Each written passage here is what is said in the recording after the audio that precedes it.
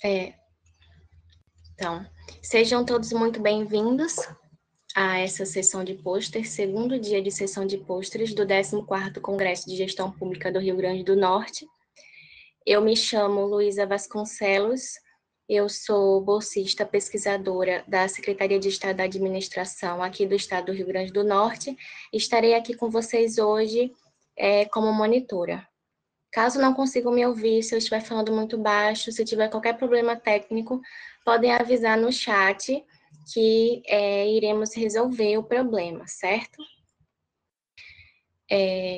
Bom, inicialmente eu gostaria de parabenizar novamente, para quem não estava presente na sessão ontem, parabenizar a todos pela aprovação de seus trabalhos e dizer que estamos muito honrados em tê-los conosco. Eu saúdo aqui a todos os professores coordenadores que fazem parte dessa sessão, no nome de professora doutora Diana Paula de Carvalho, professora mestra Jéssica Neiva de Figueiredo Leite, professor mestre Wagner Miranda de Carvalho, professora mestre Elizabeth Silva Veiga, professora mestre Jucirema Ferreira da Silva, mestre Denise dos Santos Vasconcelos Silva, professor mestre Janderson Dantas da Silva, professor mestre Sueilton Júnior Braz de Lima, professor mestre Edivaldo Rabelo de Menezes, professor mestre Marcos André da Silva, professora doutora Ana Cecília Chaves Gomes, economista Ricardo Costa do Amaral Carneiro, professor mestre José Orlando Costa Nunes, professora mestre Vera Lúcia Lopes de Oliveira, técnico mestre Atan Anderson Fernandes, professor mestre Rafael Ramon Fonseca Rodrigues, professor mestre Josi Kleber Meireles de Souza, professor mestre José Mauro Medeiros Veloso Soares, professora mestre Maria do Rosário da Silva. Cada apresentador terá um total de 10 minutos, no máximo, para fazer sua apresentação. E então, agora eu passo a palavra para os coordenadores dessa sessão, caso queiram falar, caso a professora Elizabeth Veiga queira dar uma palavrinha, eu passo a palavra agora e após podemos iniciar as apresentações. Boa tarde, estão me ouvindo?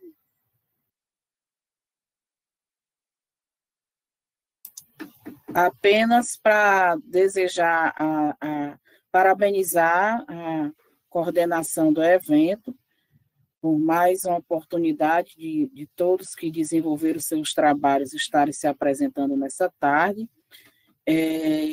Sou professora da Universidade do Estado do Rio Grande do Norte, e é um prazer muito grande estar aqui colaborando com mais essa atividade do 14º Congresso. E boa sorte a todos nas suas apresentações. Obrigada, professora. Bom, nosso primeiro trabalho de hoje tem como tema ocupacionais, aplicações de doenças ocupacionais na educação, e será apresentado pelo senhor Mauro Frois Maier. Quando quiser começar, fique à vontade. Certo. Boa tarde, só um minuto, deixa eu compartilhar. Bom, pessoal, boa tarde. Meu nome é Mauro Frois, sou professor do Instituto, do IFRN, Campus Natal Central.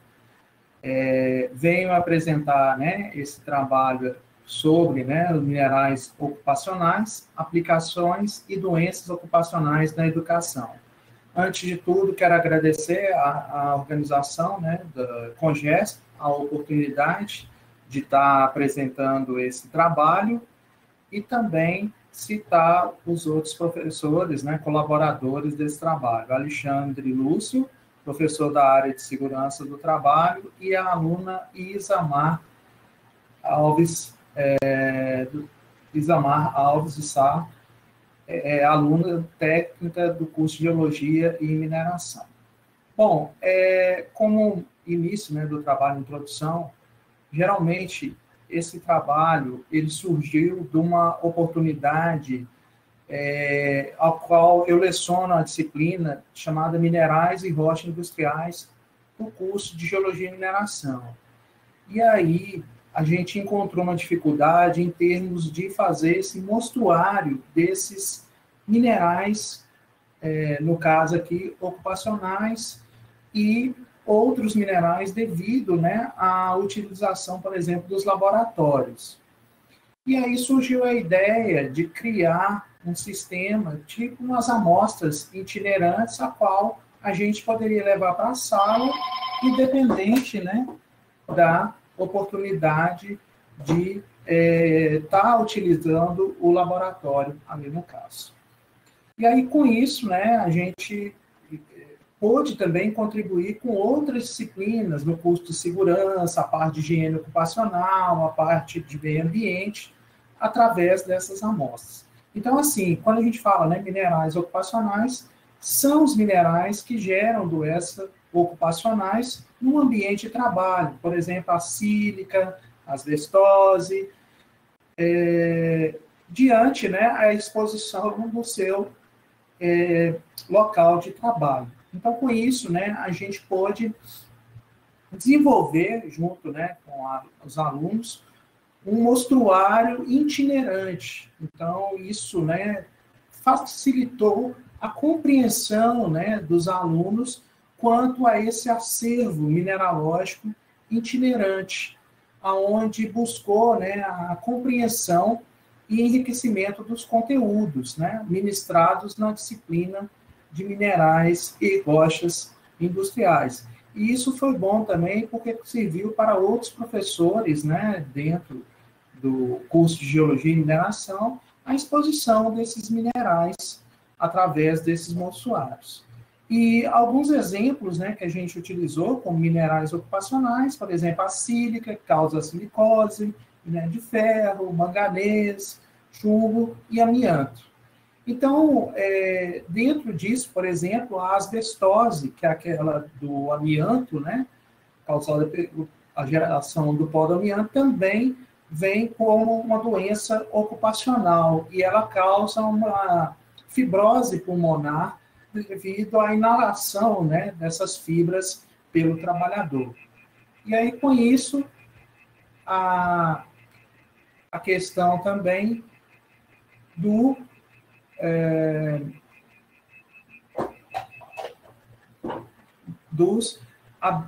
garimpos, né, que trabalham a presença do ouro, né, seria um tipo também de doença ocupacional gerada, né, como mostra a figura aí do mercúrio, no processo, né, da purificação do ouro, aí no caso. Como resultados e conclusões, né, a gente pode constatar a aplicação, né, desses minerais ocupacionais dentro de sala de aula, pois trouxe a oportunidade ao aluno, né, um contato prático com esses minerais no ambiente de sala de aula.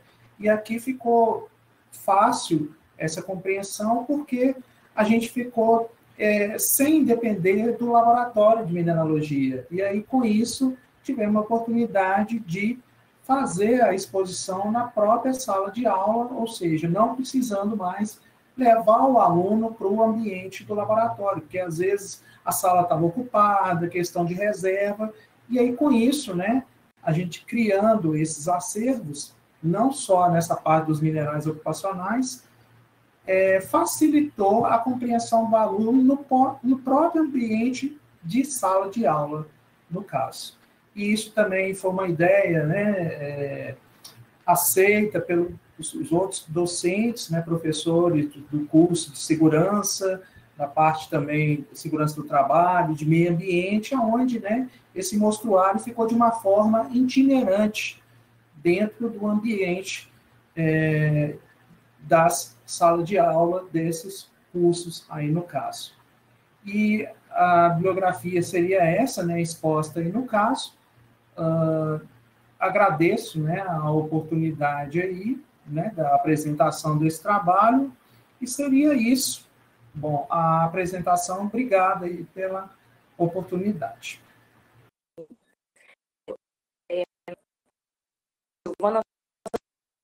Sou formada em Biblioteconomia pela UFRN, gestora de recursos humanos pela UNP. Atualmente sou bolsista de inovação pela SEAD e lotada na Escola de Governo, certo?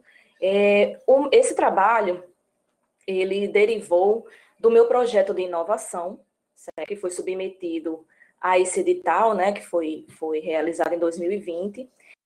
Tem como tem como objetivo criar capacitações voltadas aos servidores públicos do Estado do Rio Grande do Norte, que eles possam se tornar ou melhorar a sua competência em informação. Então, o trabalho que eu vou apresentar para vocês está em fase inicial, certo? Ele faz parte também desse grande projeto, esse projeto maior foi submetido ao projeto de inovação junto à SEAD, e ele tem como título Incompetência, Fake News de como as fake news e a deepfake não são os únicos resultados, né, da incompetência de informação das pessoas, a competência de informação que elas não têm. Infelizmente, nós sabemos que há desinformação, onde casa ainda mais a questão da saúde, da economia,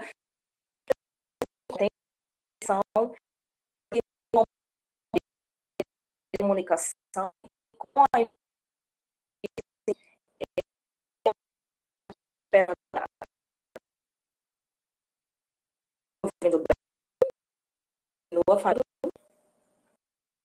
Bom, com a introdução, eu posso passar para vocês, a comunicação entre as pessoas está cada vez mais rápida, principalmente com o avanço tecnológico ainda maior. A partir disso, os indivíduos estão cada vez mais propensos a se comunicarem e produzirem informações sobre diversos temas e assuntos, sejam essas informações relevantes ou não, sem se darem conta do quanto precisam aprender a criticá-las de maneira responsável e competente. Dessa forma, entende-se que apenas o avanço tecnológico é o responsável pelas mazelas informacionais e comunicacionais contemporâneas. Porém, percebe-se que, na verdade, um dos principais problemas causador da incompetência informacional, na maioria dos indivíduos, está na dificuldade de aprender a aprender continuamente, para que evitemos, assim, a desinformação na sociedade. Então, assim, o objetivo deste trabalho inicial é apresentar os conceitos de competência em informação, fake news e deepfake. Tá? Então, quando falamos de comunicação, precisamos pensar e analisar de que maneira enviamos e recebemos as informações. E se as pessoas que as recebem estão preparadas de maneira crítica para compreendê-las corretamente. Diante disso, convocar conceitos de comunicação. Além disso, essa pesquisa mostra os resultados, os fenômenos são os resultados que a ausência de competência em informação ocasiona no contexto informacional na atividade. Para Barreto, a informação significante com a competência e a inserção de conhecimento no indivíduo, em seu grupo e na sociedade. Pinheiro também fala que o ato de comunicar implica trocar mensagens, por sua vez, envolve emissão e recebimento de informações.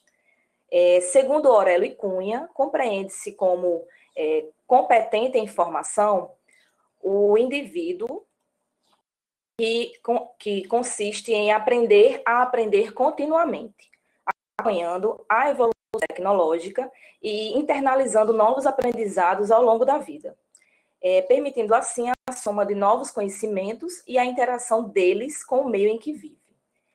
Então, as fake news, notícias falsas, é um termo mais conhecido atualmente, né? As notícias falsas, elas sempre existiram, né? Existem relatos na Idade Média, no nazismo, que as notícias falsas eram utilizadas para haver a credibilidade da população, enfim, de alguma situação que hoje nós vemos que é com relação sempre à economia, com relação à política, à saúde. Então, nessa época, era assim. Só que o termo fake news é o mais atual, né? Então, elas são atos de criar essas informações fraudulentas, duvidosas, de forma não sustentável. É importante pensar e saber que fake news ela não é sustentável, ela deixa evidências de que ela não é verdadeira e deixa essas pistas. Porém, a maioria das pessoas não estão atentas, não foram preparadas para conseguir de imediato captar esses vertígios, né, que ficam diante dessas informações e assim poderem checá-las de maneira rápida antes de disseminar, tá? Elas são compartilhadas 6 vezes mais do que uma informação verdadeira e têm 70% mais chances de serem visualizadas do que as notícias verdadeiras, segundo o MIT. Em 2019, que é uma instituição internacional de Massachusetts, que fez essa pesquisa e foi constatada essas informações que eu acabei de passar para vocês. A deepfake tem como característica a manipulação de vídeos que são propagados na rede. Os vídeos são alterados com a ajuda de programas inteligentes que conseguem alterar imagens e áudios. Então, assim, o que se pensa, o que se tem como necessário a pesquisa? É passar para as pessoas que elas devem sempre estar atentas, desconfiar de tudo, né? A deepfake veio, chegou, esse produto chegou para apresentar ainda mais uma informação ainda mais complexa, pois até a voz, o áudio, as imagens, elas podem ser alteradas e facilmente confundidas como se fossem verdadeiras. Então, assim, a complexidade ficou ainda maior. A dificuldade de identificar essa informação, de verificar essa informação, ela aumentou mais ainda. Então, é muito importante que as pessoas, pelo menos, tenham a consciência de que elas precisam estarem atentas, lançar mão de agências de checagem, sempre que se depararem com alguma informação fraudulenta, ou pelo menos elas tenham algum tipo de desconfiança diante dessas informações que chegam até elas. Conclui-se que é notória a necessidade de se desenvolver projetos que contribuam com o desenvolvimento crítico e as competências em informação para a conscientização e orientação dos indivíduos com relação à manipulação dessas fontes informacionais, tendo em vista a explosão informacional na internet e a proliferação de informações falsas, causando a desinformação. Este estudo inicial pode ser um ponto de partida para futuras discussões sobre como desenvolver e aperfeiçoar práticas visando a promoção de competência e informação de maneira alcançável, a fim de inibir o processo de desinformação na sociedade. Então, é de grande importância que não só as pessoas, mas também os gestores, a academia, as escolas também, de anos iniciais, do ensino fundamental e médio, os professores, eles estejam sempre atentos, incluindo nas suas grades curriculares, cursos, oficinas, enfim, projetos que tornem ainda mais os indivíduos, as pessoas competentes em informação, para que esse fenômeno de desinformação seja cada vez mais combatido de maneira crítica e inteligente pela sociedade. Então, eu agradeço a atenção de todos vocês. Se tiverem alguma dúvida, fiquem à vontade em perguntar. Obrigada, Silvana. Parabéns pela apresentação. Abro agora espaço para as perguntas no chat. É só lembrando, pedir para os participantes ficarem de olho no chat, porque é por lá que nós avisamos quando o tempo está se encerrando, certo? Para evitar que a gente passe muito do tempo, que hoje nós temos 20 trabalhos, vai ser uma tarde longa. Bem corrida. Eu estou vendo aqui que o Edivaldo Rabelo perguntou. Obrigada, Edivaldo, pelo parabéns. Enfim, como se trata de um estudo de fase inicial, quais as entregas planejadas ao final da sua pesquisa? Então, eu almejo, né, trazer com a finalização da minha pesquisa, não é uma pesquisa, digamos assim, que realmente tenha um fim. Acredito que, diante da situação comunicacional que nós vivemos, com a complexidade e os avanços tecnológicos cada vez maiores, né, e, enfim, então muitos canais, muitas situações, vai mudando ao passar do tempo, em pouco tempo muda muita coisa. Então, acredito que será sempre um amplo campo de pesquisa, vai estar sempre tendo necessidade de se responder, de se perguntar, de se responder e assim sucessivamente. Mas, diante desse projeto, diante dessa pesquisa inicial, o principal produto é criar esse curso de capacitação, tá? Voltado atualmente para os servidores públicos do Estado do RN. Essa capacitação é criada pela Biblioteca da Escola de Governo, que tente colocar num cronograma fixo da Escola de Governo capacitações que comecem a deixar os servidores competentes em informação e que eles possam colocar essa competência adquirida ou aumentada, que eles possam colocar no seu ambiente de trabalho, servindo ainda mais de maneira mais, como é que eu posso dizer, competente as pessoas que eles servem, que eles atendem. Então, o principal objetivo e a entrega inicial neste projeto é essa. Tudo bem, Luísa, sem problema, viu? Acho que é isso. Obrigada, Divaldo. Sucesso para você. Eu acho que tem mais uma pergunta, Silvana. Tem. De Wilton Braz. Tá aqui. Como coordenador, projetos, gostaria de saber quais produtos. Exatamente, Sueilton. Obrigada pela pergunta. É isso.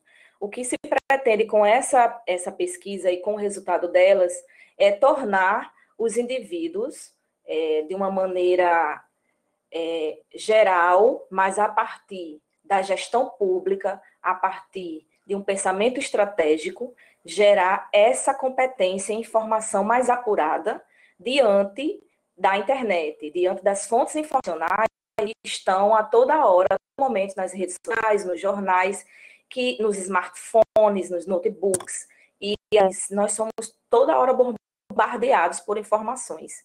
E, até mesmo os que já estão mais atentos, muitas das vezes escorregam um pouquinho, porque, como eu falei antes, a tecnologia cada vez mais avançada, as informações cada vez mais rápidas, faz com que a gente realmente, às vezes, tenha até quase certeza que aquela informação é verdadeira. Então, o principal objetivo, o principal legado a ser deixado perante dessa pesquisa é, além de ser um passo inicial para próximas pesquisas, né, para outros pesquisadores, para que não se inicie, né, para que a partir daí possa se avançar em pesquisas nesse tipo de tema, de assunto, mas o principal é fazer com que os servidores do Estado do Rio Grande do Norte estejam preparados um pouco mais, de uma maneira estratégica, a partir de gestão pública, eles estejam mais competentes, mas eles adquiram ainda mais a competência em informação no momento e no local que atuam, servindo ainda mais a sociedade.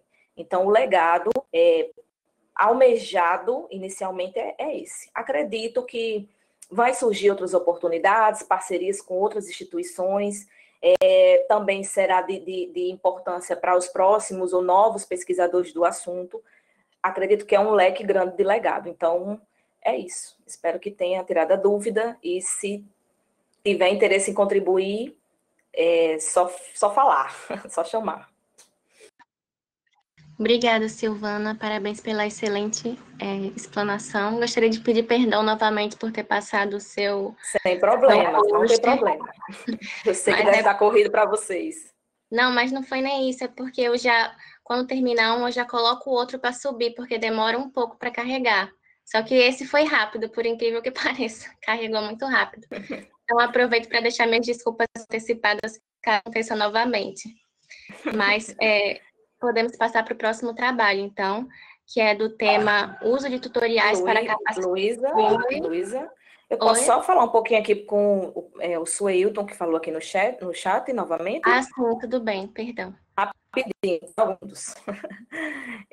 Uma cartilha apresentando como reconhecer um fato e um fake, apresentar plataformas de desmente fios, uma discussão sobre notícias falsas. Exatamente. A ideia é gerar isso, é gerar esses produtos que a competência em informação dos indivíduos vai ocasionar. Quando as pessoas são provocadas, quando existem produtos, cartilhas, oficinas, mini cursos, enfim, além das estar super em voga, né, sempre sendo citado em toda hora, em toda ação, mas também é importante ressaltar a questão da competência em informação, que isso é uma coisa intrínseca, tem que se vir assim, da parte crítica dos humanos, né, indivíduos. Então, é essa a ideia. A parte de produtos, né, em que situam essas pessoas precisam dessa competência de informação, e aí, a partir daí, gerar realmente cartilhas, cursos, oficinas, enfim, que preparem as pessoas para combater a desinformação na cidade.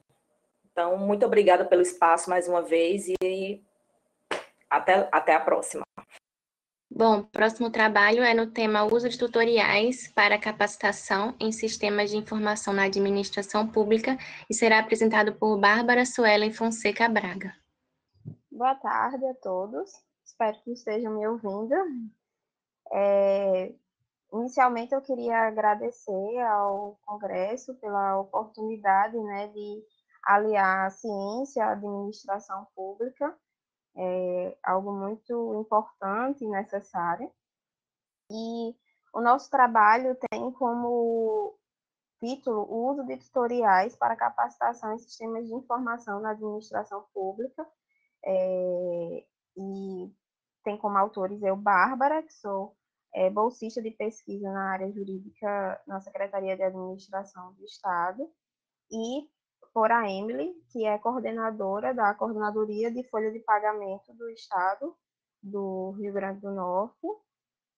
E esse trabalho, veio a partir da análise dos sistemas de informação na administração pública, que é algo necessário, tendo em vista a grande máquina, né, e a quantidade de agentes públicos e o retorno que se tem aos cidadãos, que é preciso se ter aos cidadãos. E é necessária a eficiência, né, da administração pública, e pela sua complexidade, é preciso que os processos sejam céleres. Então, e o servidor público, ele precisa ser altamente capacitado para o uso dessas ferramentas. Então, para essa capacitação, um dos mecanismos é o uso de tutoriais. Então, o presente trabalho tem como objetivo apresentar as vantagens da metodologia de tutoriais no uso da administração pública. Trata-se de uma pesquisa descritiva que vem sendo desenvolvida no âmbito da Secretaria de Administração, em um convênio com a FAPERN, e faz parte de um projeto de pesquisa maior que vem sendo desenvolvido, né, na Secretaria de Administração. E a utilização desse tipo de mecanismo, ele faz com que se concretize certos princípios de administração pública, como a eficiência e a celeridade processual. Porque a eficiência acaba sendo adequada, desculpe, a eficiência ela é adequada quando se presta um serviço que seja célere e que seja de qualidade. Então, para a implementação desse tipo dessa celeridade, é preciso que se tenha padrões de uso dos sistemas, para que se cometa menos erros. Então, para se ter esse padrão, é necessário que se tenham cursos.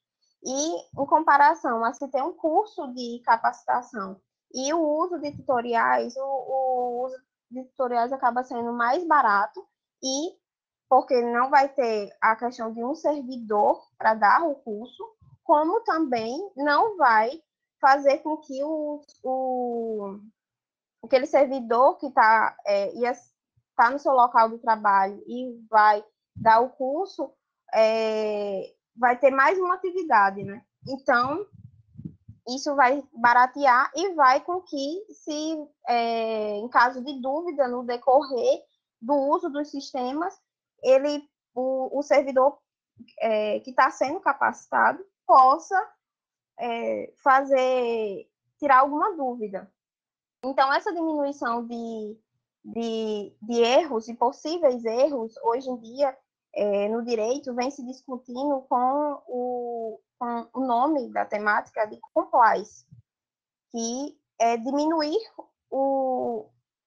possíveis judicializações por causa de erros.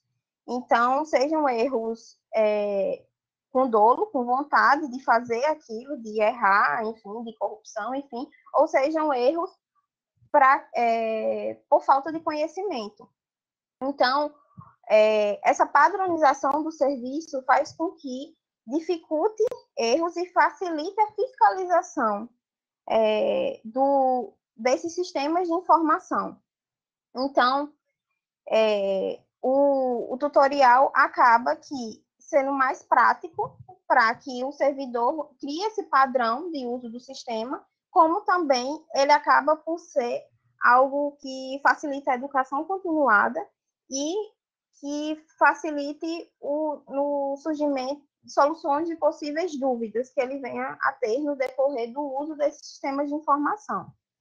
Então, acaba que em outros serviços já vem sendo utilizados, a gente observa certos sistemas como o PJE, que é o sistema utilizado pelo Poder Judiciário, e faz uso de tutoriais tanto para os seus servidores como para pessoas externas que precisam utilizar esse sistema. Então, é algo mais prático e que as pessoas mais rápido também, porque a pessoa a qualquer tempo pode olhar essa ferramenta e facilita na padronização da alimentação de informações nesses sistemas de informação.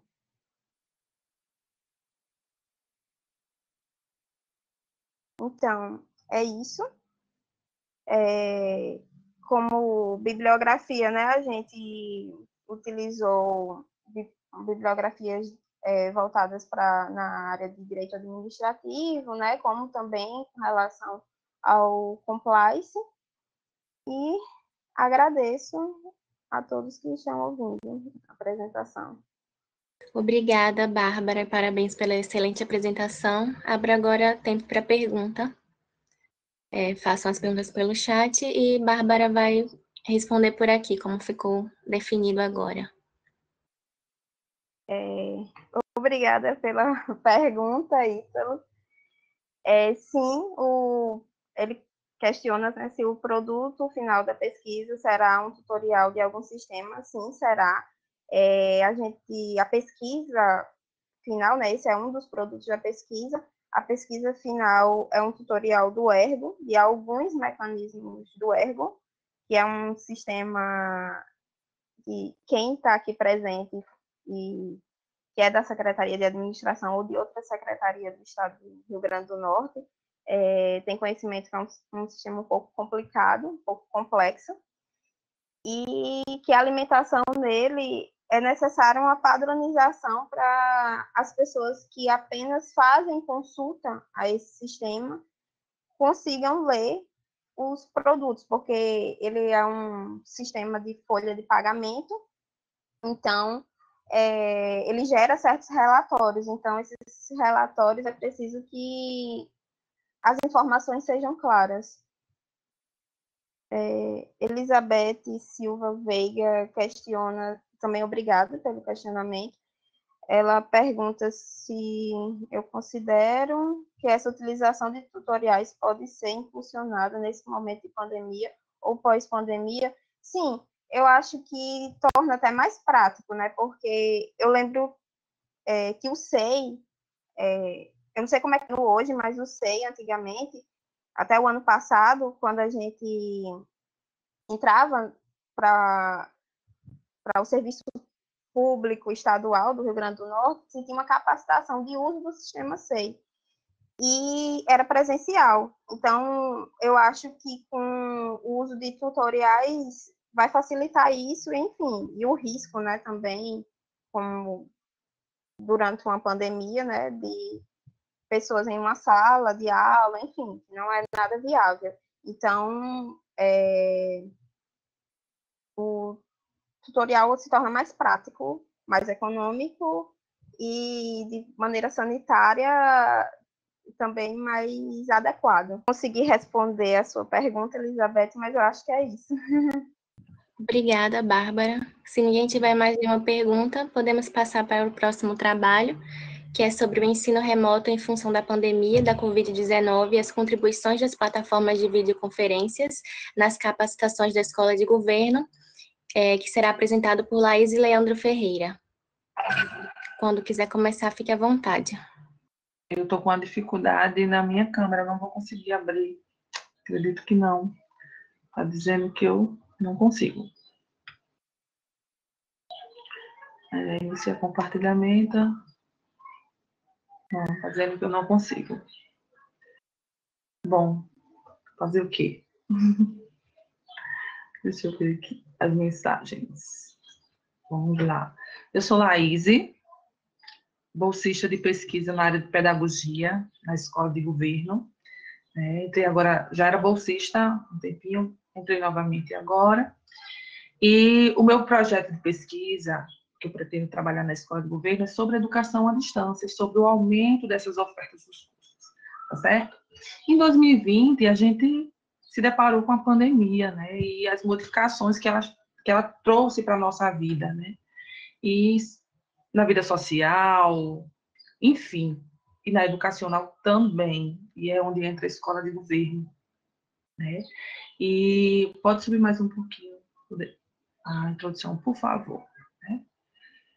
E nisso a Escola de Governo ela faz o quê? Eu preciso me modificar, eu preciso me remodelar para continuar capacitando, porque essa é a minha missão, né?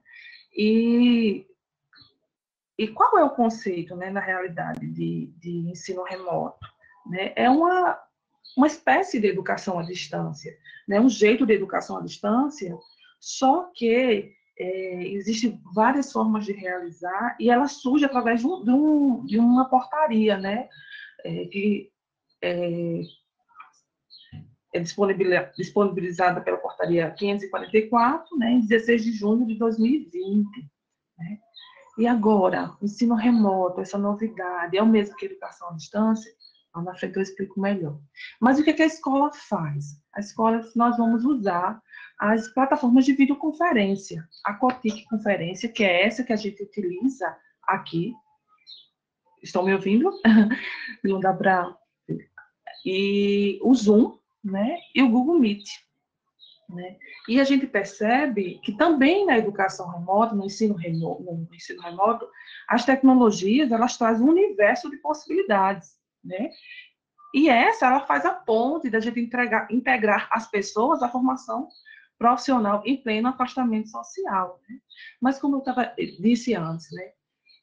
Como separar o ensino remoto da educação à distância, ou como juntar, o que fazer agora, né? Então, pode subir mais um pouquinho para o desenvolvimento. Como eu disse a vocês, né, essa portaria surge, né?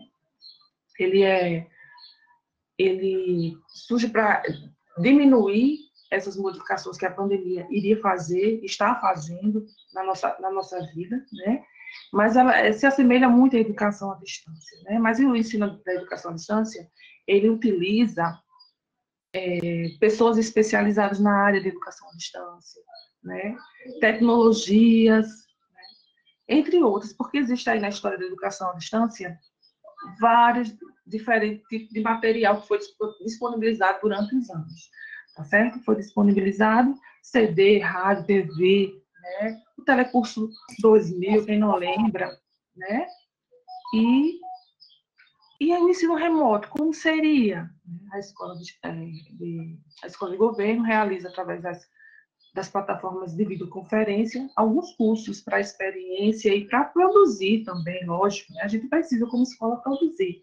Nós tivemos 6 turmas, 4 de termo de referência e 2 de formação didática, né? No curso de termo de referência, nós utilizamos a COTIC, conferência, que é essa que nós estamos utilizando agora no COGESP, e usamos o Zoom, certo?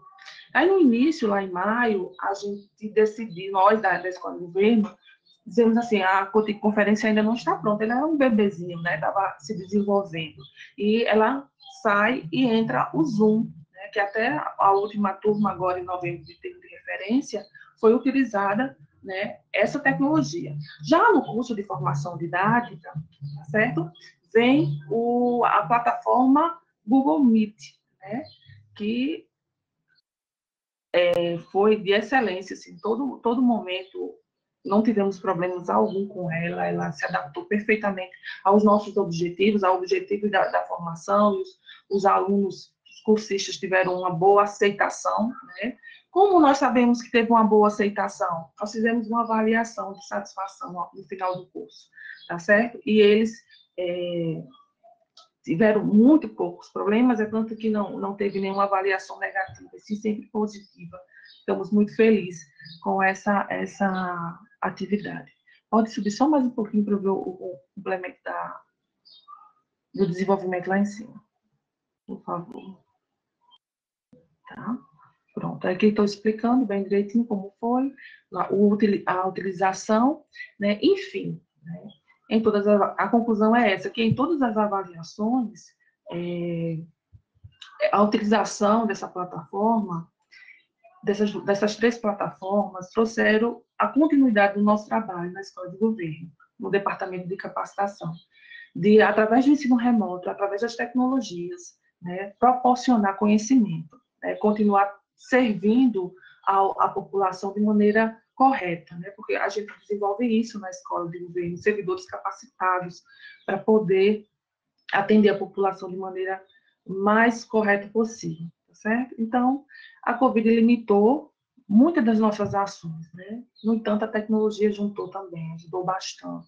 É lógico que foi um período de adaptações para todo mundo, na realidade, né? Mas estamos aqui passando e tenho certeza que essas plataformas, elas farão história na educação à distância, na educação, no ensino em geral, como uma geração das tecnologias realmente ativas no nosso dia a dia, tá bom? E é isso.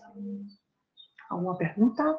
Sim, a bibliografia. O Zé Mourão, que ele, para mim, é um dos pensadores da atualidade sobre educação, sobre mídias, né? Mídias, formas de ensinar, ensino híbrido e etc.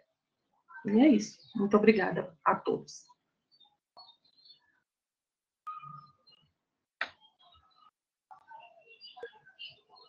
Obrigada, Laís. Abro agora para as perguntas. Vi que já tem uma no chat, se você puder responder.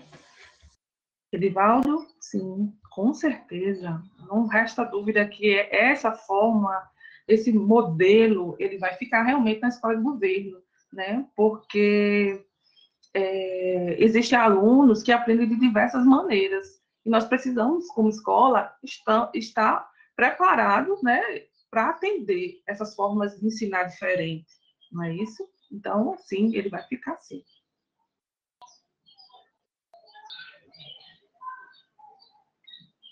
Elizabeth, como eu disse, foi assim uma modificação da rotina, né? Foi utilizado ferramentas novas para ser inserida na minha vida, como assim, onde aperta, né? Minha câmera está fechada, por quê? Foi mais sobre realmente a forma de utilizar a ferramenta, os botões, os ícones, né? Essa foi a dificuldade, a aceitação. Nós temos servidores de diversas idades, com diversos estilos, né? E tivemos que adaptar, foi um período de bastante adaptação, infelizmente, teve evasão? Teve sim, infelizmente, mas, novamente, nós resgatamos esse aluno para a próxima turma e, assim, conseguimos incluir, que essa é a intenção da educação, né? Essa inclusão total das pessoas. Óbvio que vai ter obstáculos, vai ter sim, mas é os nossos objetivos, é fazer isso. Sim, foi aplicado, porque é muito pequenininho, Rusca, esse template, mas tem na pesquisa real o artigo em si, porque infelizmente eu não consegui colocar a tempo, tem os gráficos, tem as respostas dos questionários de forma descritiva mesmo, tem várias coisas. Essa pesquisa aí vai ser muito bacana poder depois divulgar. Estou pensando em outras revistas, outras oportunidades. Foi sim, foi muito satisfatório mesmo. Acredito que a gente tem que adaptar e colocar em quase todos os outros cursos. Tá bom? Muito obrigada, fico muito feliz. Pronto. Boa tarde, eu me chamo Júlia Pazini, eu estou apresentando o trabalho, mas ele foi feito em parceria com outra bolsista na área de design, Yara Maria Cortez Gomes, e nós somos bolsistas de pesquisa em inovação pela SEAD. Nós estamos lotadas na PENAGE e Yara na COTIC, e nós fizemos uma análise de usabilidade desse sistema aqui que nós estamos usando agora, no CONGESP, e ele já vem sendo usado há um tempo para reuniões da Secretaria e de demais órgãos da esfera estadual, certo? A nossa motivação principal em fazer esse trabalho foi devido ao aumento da demanda por esse tipo de videoconferências, devido à pandemia do coronavírus, que impediu que as atividades fossem realizadas presencialmente, principalmente as atividades em grupo, de reuniões, congressos e outros tipos de atividades desse tipo. Então, nós utilizamos como base uma pesquisa desenvolvida por Nielsen, por isso o título do trabalho, né, baseado nas heurísticas de Nielsen, em que ele estabelece 10 métodos de avaliação de sistemas informacionais e também analógicos. Neste caso, nós analisamos a plataforma COTIC Conferência. A plataforma COTIC Conferência, ela já vinha sendo desenvolvida antes mesmo da pandemia.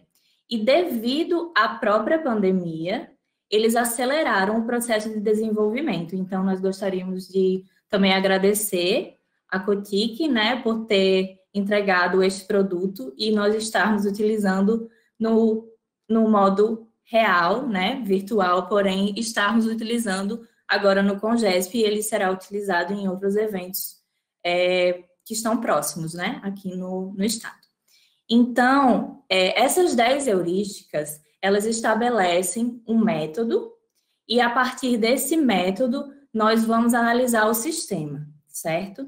Então, nós estabelecemos uma nota de 0 a 4 para essa violação. No caso da violação, a gente pode usar o termo erro, né, que o próprio usuário, ao utilizar o sistema, ele se depara. Né? Como a pesquisa anterior falou que um dos principais problemas foi porque os servidores não conseguem utilizar as plataformas, por não conseguir ligar a câmera, por não conseguir ativar o microfone. Então, a gente analisou em uma sessão de 2 horas, durante o uso dessa plataforma, a COTIC Conferência. Então, nós utilizamos esse método, essa metodologia de Nielsen como base, e nós conduzimos essa análise.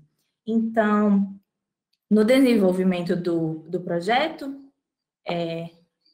se puder botar, só descer um pouquinho, isso. Aqui nós conseguimos colocar apenas essa tela, mas o nosso projeto, a gente submeteu o artigo, então, caso vocês tenham interesse em saber mais a respeito, ele vai estar nos anais do Congresso. Então, para cada violação que nós íamos encontrando, nós estabelecíamos uma nota de 0 a 4. Então, de 0 é considerado um problema acessório, que ele pode ser corrigido, ou se não for corrigido, ele não vai afetar na usabilidade daquele sistema. E 4, como sendo um erro gravíssimo, que ele precisa ser corrigido o quanto antes, para que o usuário não encontre impedimentos na utilização daquela plataforma. Então, nós discorremos com relação a cada violação encontrada, e dentro dessas 10 violações, não necessariamente um sistema possa vir a violar todas as 10. Ele pode violar uma ou duas, ou as 10, ou várias violações dentro de uma mesma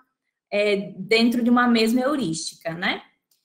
E, então, dentro dos principais problemas que nós encontramos nessa plataforma da Cotic Conferência, nós não encontramos nenhum problema gravíssimo que precise, que impeça o uso do sistema, né? Os erros são justamente erros ligados à linguagem, principalmente, do sistema não ficar o mais próximo de outros sistemas, né? Nós não fizemos essa aproximação com o Meet, nem com o Google Meet, nem com o Zoom, mas nós olhamos no aspecto de linguagem, né? De códigos, por exemplo, quando um microfone, ele indica realmente um microfone, só que um telefone não indica uma ligação, ele indica outro tipo de ação. Então, nós fomos sugerindo melhorias a cada erro e violação encontrada, para que no futuro, né, como um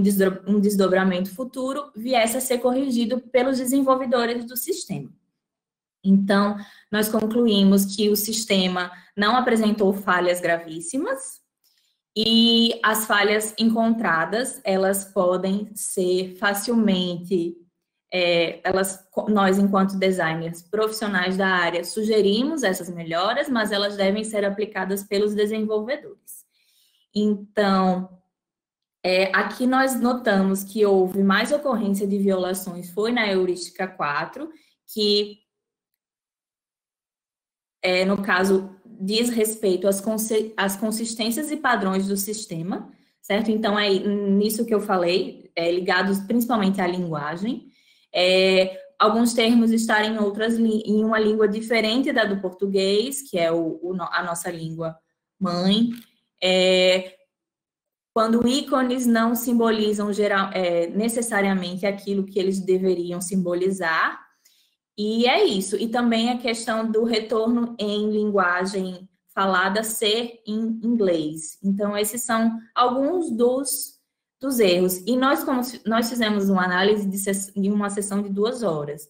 Então, nós pretendemos também fazer, após a implementação dessas recomendações, fazer novamente uma análise para talvez descobrir novas violações e permitir que o sistema seja o mais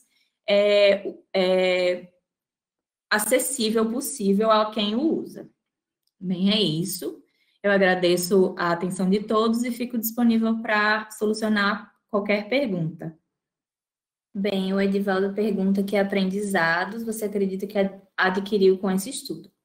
Bem, nós conseguimos esmiuçar mais como o sistema funciona e acredito que com esses conhecimentos nós também podemos prestar assistência, já que nós analisamos ele do ponto de vista de avaliadoras de usabilidade, né, baseadas em uma metodologia aplicável e já existente. Então, eu acredito que nós ampliamos esses conhecimentos para que eles venham a ser aplicados também em outros sistemas e para que a gente possa melhorar a eficiência do trabalho remoto, que é o que essa plataforma vem sendo usada com esse objetivo. Isso, exatamente. Como o nosso tempo era curto e nós queríamos fazer uma pesquisa que tivesse aplicabilidade, né, no cenário da gestão pública, então nós optamos por esse sistema que foi desenvolvido na nossa casa, né, digamos assim, e essas percepções que nós tivemos podem ser também, como um desdobramento futuro, aplicadas em sessões com usuários na prática, também usuários estrangeiros, que nós chamamos, que são aqueles que não têm intimidade com o sistema, usuários intermediários, que já usam o sistema ocasionalmente, e talvez com usuários profissionais, né, que já usam há muito tempo o sistema. Então, esse trabalho ele pode ser ampliado também. É uma vontade nossa para que a plataforma também possa ser usada em todos os âmbitos do executivo. Boa tarde, eu sou Ítalo, eu faço parte dessa comissão especial de implante no SEI, tá? E eu faço parte há pouco tempo. Então, por isso, me despertou essa preocupação de identificar como é que está sendo o impacto da implantação do SEI. Né? O SEI é o Sistema Eletrônico de Informações, né? que é usado pelo governo do Estado, e todas as tarefas todos os processos agora são feitos eletronicamente, e me despertou esse interesse de saber como é que está sendo utilizado isso.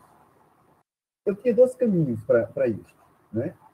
Ou fazer uma consulta com o usuário, para ver o que é que o usuário estava achando, né? Tentei isso, mas com o tempo estava muito curto, eu não consegui encontrar um número razoável de usuários para pesquisa. Elaborei o questionário, enviei para alguns, mas não consegui um retorno suficiente. Então, eu como sou de tecnologia, resolvi atacar de uma outra maneira, né? Fiz uma pesquisa no banco de dados do SEI, tá certo? Para identificar o que estava acontecendo no banco de dados, desde o momento em que ele foi implantado, 2018, até os dias de hoje, né? Então, a gente dá para ver que... Vocês falam um pouquinho para mim? Dá para... Mais um pouco, né? Dá para ver que o quê? Que a quantidade de servidores que utilizam o SEI, tá certo? Que começou em 2019, tinha 6. Primeiro, peguei quem foi capacitado, né? Em 2019, capacitaram 669 servidores, um número bastante razoável. Agora, em 2020, só 69 devido à pandemia. Então, esse não era um bom número para a gente conversar. Agora, vamos pensar nos usuários, né? Em 2018, a gente tinha 9.188 usuários. Já agora, no momento, né, em 2020, a gente tem 13.500 usuários. Se a gente pensar o que é isso é mais de 10% da quantidade de servidores do Estado. Tá certo? E quem que usa, na verdade? Na verdade, quem usa o SEI é quem trabalha com processos ou qualquer servidor que queira entrar com algum processo pedindo algum tipo de coisa à secretaria, a secretaria que ele estiver, né? Então, pelos números que eu encontrei, principalmente, você podia subir um pouquinho para mostrar a tabela, lá de cima, né? Principalmente, eu tenho alguns números de tipo de processo, tá certo? Se nós olharmos requerimento de servidor, em 2020, com a pandemia, a gente teve até agora 12 mil requerimentos de servidores. Tá certo? Então, muitos servidores começaram a utilizar o SEI para fazer seus requerimentos. É lógico que a grande demanda são outras coisas, né? E uma coisa que chamou bastante atenção, na verdade, que é bastante importante, né, é que a quantidade de processos feitos no SEI. E, com isso, a quantidade de papel que se economiza, tá certo? Desce um pouquinho, por favor, aí, Luísa, né? A gente tem, o número de processos, quase 330 mil processos. Se a gente pensar que cada processo desse utiliza, em média, 10 folhas, você imagina a quantidade de papel que se economiza, tá certo? Não é só papel, é toner, é manutenção da impressora, né? Então, me deixou, eu concluo que o sistema está tendo êxito, tá certo? Está sendo bastante utilizado, está economizando bastante papel, né? O meio ambiente está agradecendo com isso, né? E, consequentemente, diminuir também o gasto com dinheiro, que isso é uma coisa importante nos dias atuais. Tá certo? Então, é essa a minha apresentação. Estou aberto para perguntas. Obrigada, Ítalo. Abro agora um tempo para as perguntas. Edivaldo, gostei da sua pergunta, tá certo? Isso daí eu poderia ter atacado se eu tivesse conseguido fazer a pesquisa inicial que eu pensava que era inusuário, tá certo? Para ver o que eles achavam que precisaria melhorar no SEI. Inclusive, é uma das minhas tarefas fazendo parte dessa equipe. Então, com os dados que eu tenho, não dá para responder esse tipo de pergunta. Com certeza, num próximo momento, eu vou fazer esse questionário, tá certo? E vou tentar melhorar esse tipo, otimizar esse SEI. Uma coisa que a gente tem claro que vamos fazer é que ele não está com uma versão mais nova. Então, nós vamos atualizar a versão. Mas isso não é uma coisa que eu levantei com essa pesquisa, é uma coisa da percepção que eu tenho de utilizar o SEI e de fazer parte dessa comissão. Elizabeth, isso é uma questão que a gente está começando a estudar, o SEI, isso faz parte da nossa tarefa, de integrar o SEI com outros sistemas. Existe uma coisa chamada barramento do SEI, que é exatamente para você conseguir integrá-lo a outros sistemas. Vamos trabalhar nisso, sim. Rusca, você faz parte da parte financeira? Se sim, seria bom conversar conosco. Estamos abertos para isso. Aí que está Geniclea. Eu não sei, não dá para a gente afirmar esse tipo de coisa, tá? Com esse tipo de pesquisa. Por quê? Porque quando se fala em um processo de entrada de funcionários, é um processo só com vários funcionários. Entendeu? O que acontece num processo desse tipo, a gente economizou muita folha, mas não cada funcionário não é sempre um processo.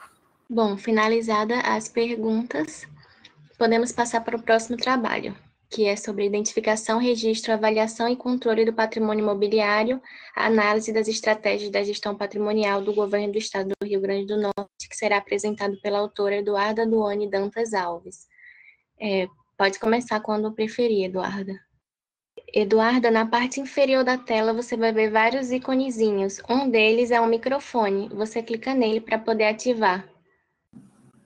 Boa tarde, pessoal. Estão me ouvindo? Como foi apresentado, meu trabalho ele é basicamente identificação, registro e avaliação do imobiliário do Estado.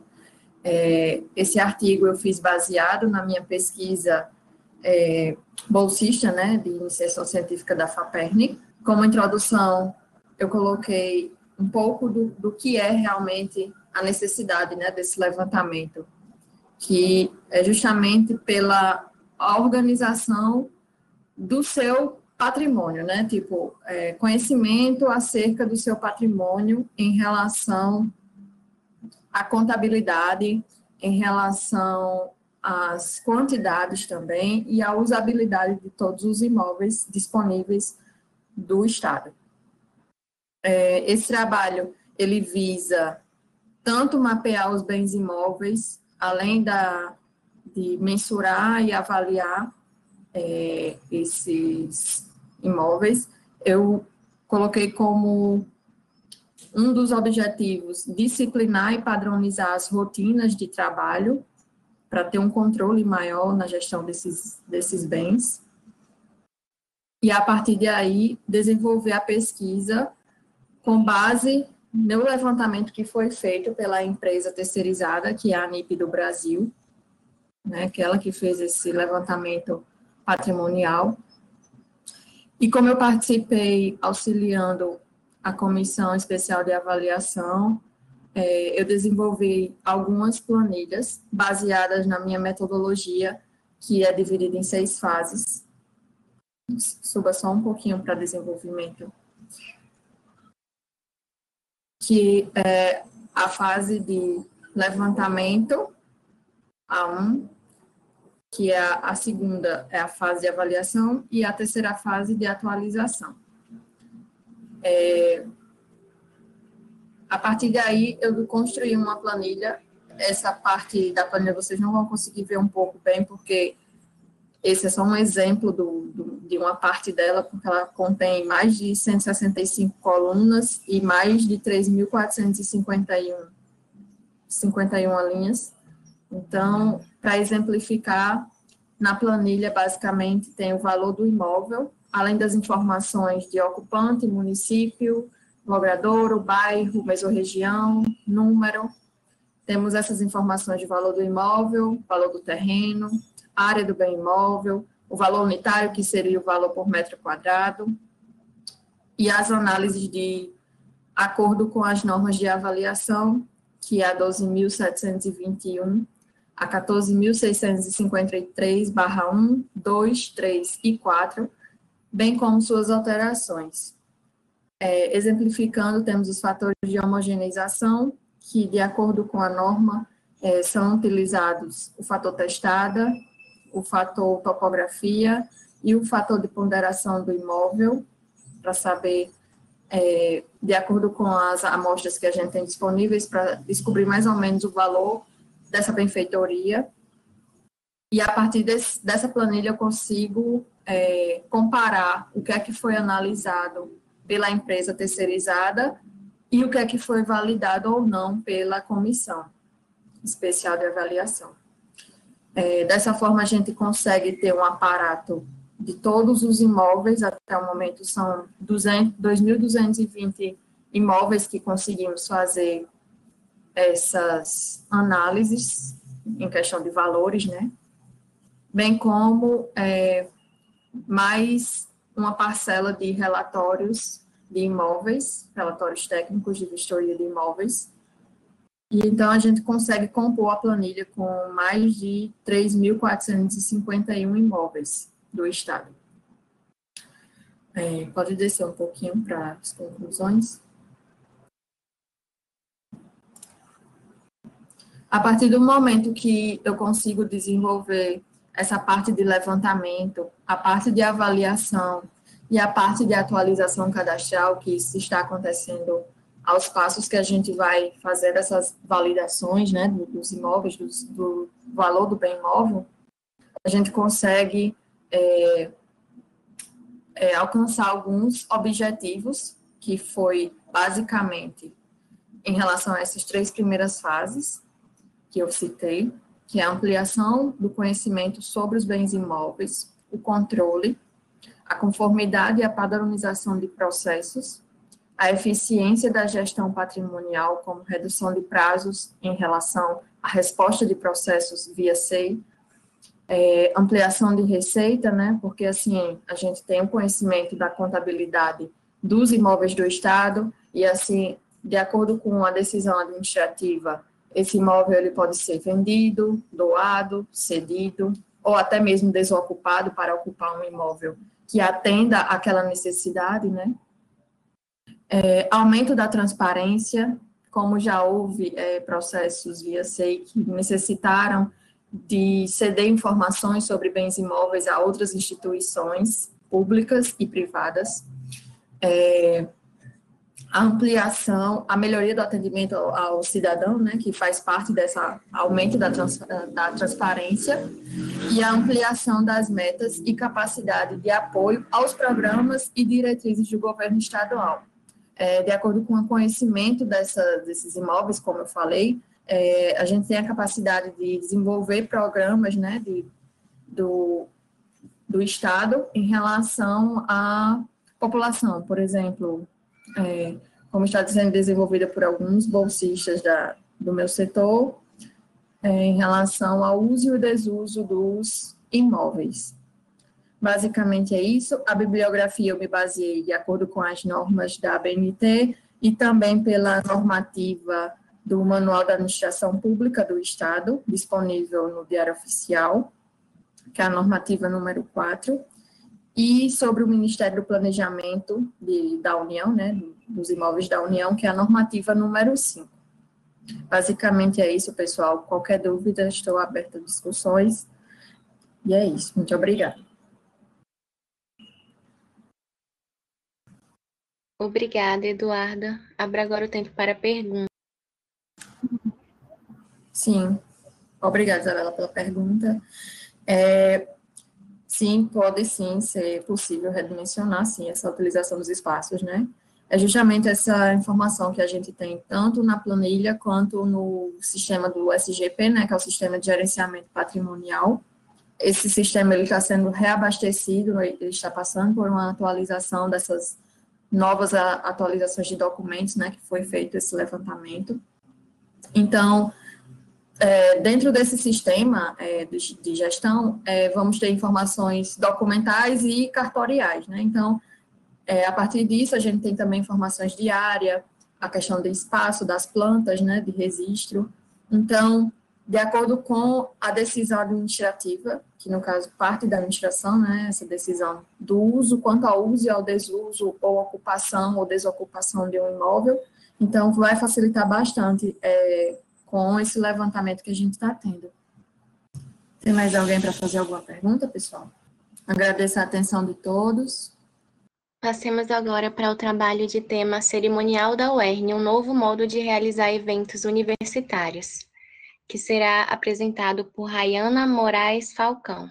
Bom, me chamo Rayana Falcão, né? Sou a chefe do cerimonial da Universidade do Estado do Rio Grande do Norte, e juntamente com a minha equipe, né, Juliana Pérez, que é a nossa chefe setor de eventos, a nossa assistente administrativa, Laís Miranda, e os nossos mestres de cerimônia, né, Valterlin Lopes e Ricardo Magno, desenvolvemos este trabalho, né, com o título Cerimonial da UERN, o novo modo de realizar eventos universitários. Mas antes, né, de a gente falar sobre o tema do trabalho, né, o que seria o cerimonial, né? Para que serve o cerimonial dentro de uma instituição ou um órgão, né? Ele é responsável pelo conjunto de normas destinada a ordenar corretamente o desenvolvimento de qualquer ato público que necessite de uma formalidade, né?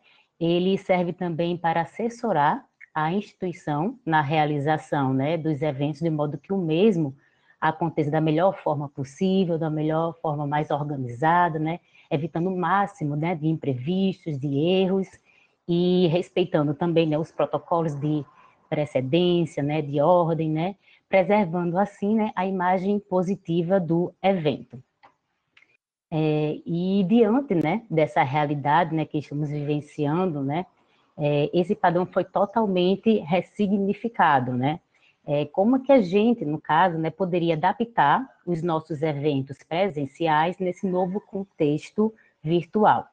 E foi esse, né, justamente o objetivo deste trabalho, perceber as possibilidades de inovação dos eventos da universidade diante do cenário pandêmico ocasionado pelo novo coronavírus, né? Principalmente no que se refere à adaptação dos nossos dois maiores eventos, que são as colações de grau e a Assembleia Universitária, que é o aniversário da instituição, né? E como todos sabem, né, a colação de grau é um dos momentos mais esperados, né, pelos alunos, pelos familiares, mas como é que a gente poderia adaptá-la a esse novo contexto, né? Respeitando os decretos, as diretrizes, as normas de segurança da Organização Mundial de Saúde diante da pandemia que a gente está vivenciando. A gente sabia que não ia ser um momento fácil, né?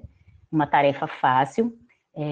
Foi um momento desafiador e inovador para a nossa instituição, né? Principalmente para o setor de cerimonial, uma vez que nós somos os responsáveis, né, por toda a logística, toda a organização do evento, né? E pela primeira vez, a nossa instituição, né, a Universidade do Estado do Rio Grande do Norte, realizaria, né, as colações de grau de forma virtual, através de videoconferência.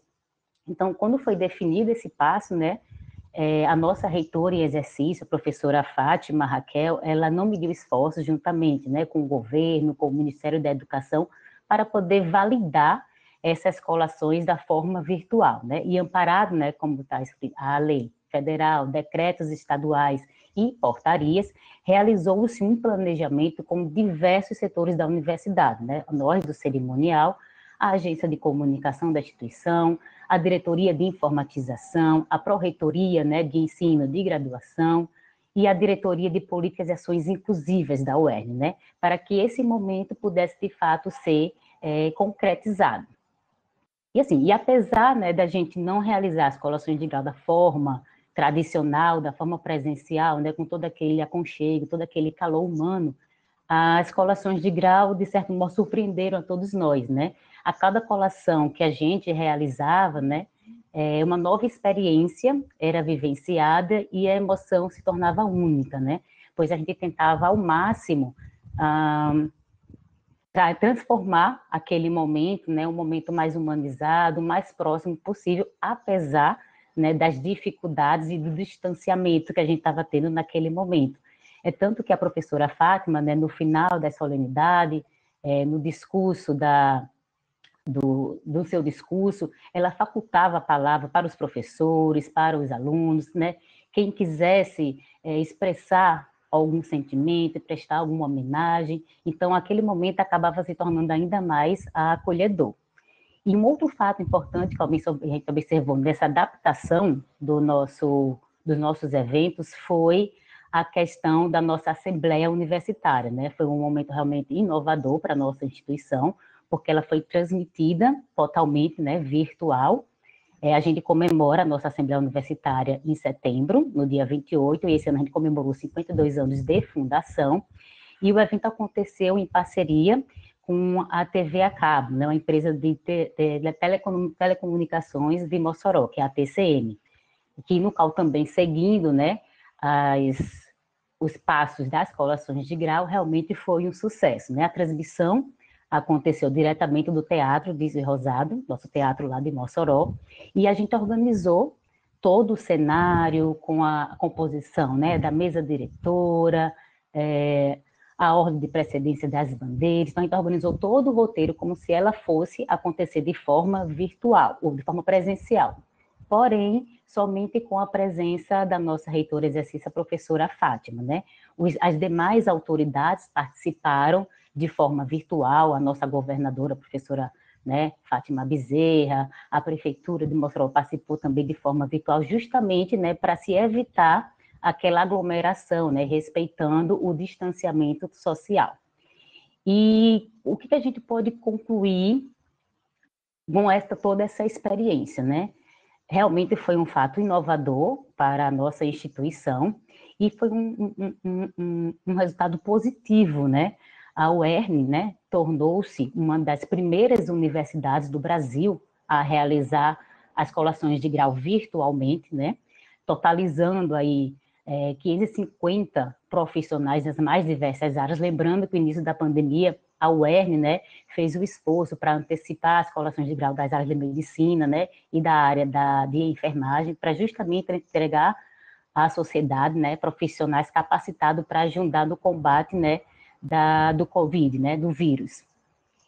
E em relação, né, à transmissão, em relação à parte, né, virtual, a gente teve uma aceitação muito boa, né, que ela foi transmitida, tanto as colações de grau quanto a nossa assembleia, no canal oficial da UERN, né, no YouTube, e a gente teve alcance, né, em relação às colações de grau, de mais de 4.000 visualizações, e na nossa assembleia, mais de 3.000 visualizações, né, que enquanto na presencial, no modo tradicional, chegaria em torno de umas 700 pessoas.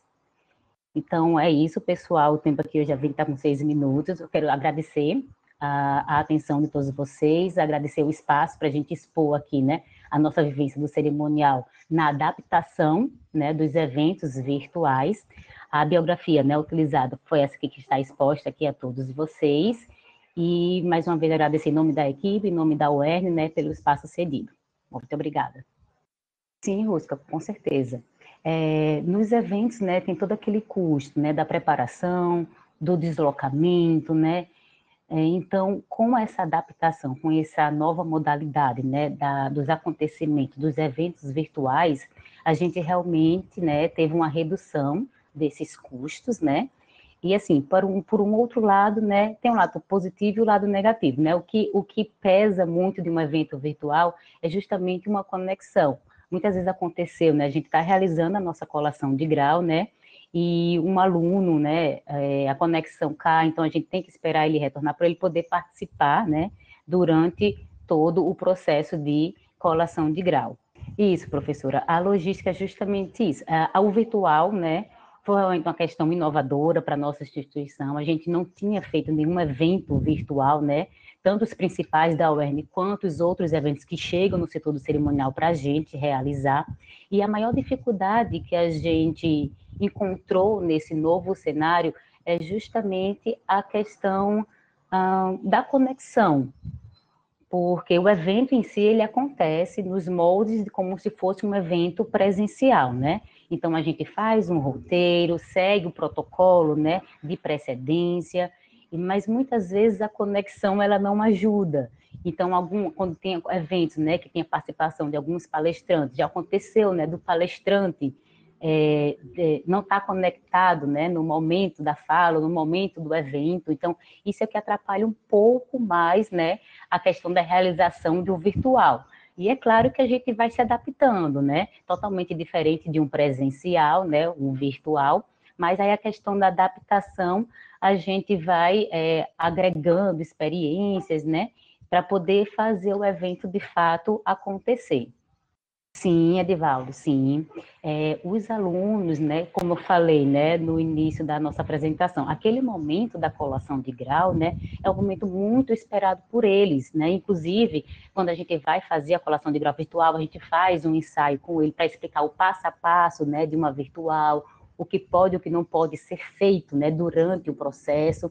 Então, muitos realmente questionaram, mas não vai ter uma colação presencial, não vai ter algum outro momento? Eles questionam, sim. O que a gente justifica é realmente, diante do cenário que a gente está vivenciando, né, a gente tenta conversar com eles, a gente atualmente não tem, né, uma expectativa de uma colação presencial ou de algum outro evento presencial, né? Então, eles questionam, sim, mas aí a gente conversa com eles que quando tudo isso passar, né, que a gente tem a portaria que rege a nossa colação de grau, né? E nessa portaria informa, né? Quando tudo estiver apto, quando tudo estiver mais seguro para acontecer os eventos, né? Seja uma colação de grau, seja qualquer outro tipo de evento, aí sim, eles podem se reunir com a empresa contratada, eles podem, né, vestir a beca, né, para ter uma foto com o diploma. Então, esses são os tipos de questionamentos que os alunos geralmente fazem, né, quando eu vou me reunir com eles e explicar a nova modalidade, né, de colação de grau. Obrigada, Ayana. O próximo trabalho a ser apresentado é sobre os desafios da implementação de um laboratório de inovação no Rio Grande do Norte. O caso do Inova RN será apresentado por Ludmila Lira da Costa. Como nós não recebemos o template de apresentação da senhora Ludmila, eu vou pedir para a organização que autorize ela a apresentar e ela mesma coloca o seu próprio template e realiza a apresentação. Eu já estou habilitada aqui para compartilhar a tela, Luísa. Ok. E aí, vou fazer isso agora.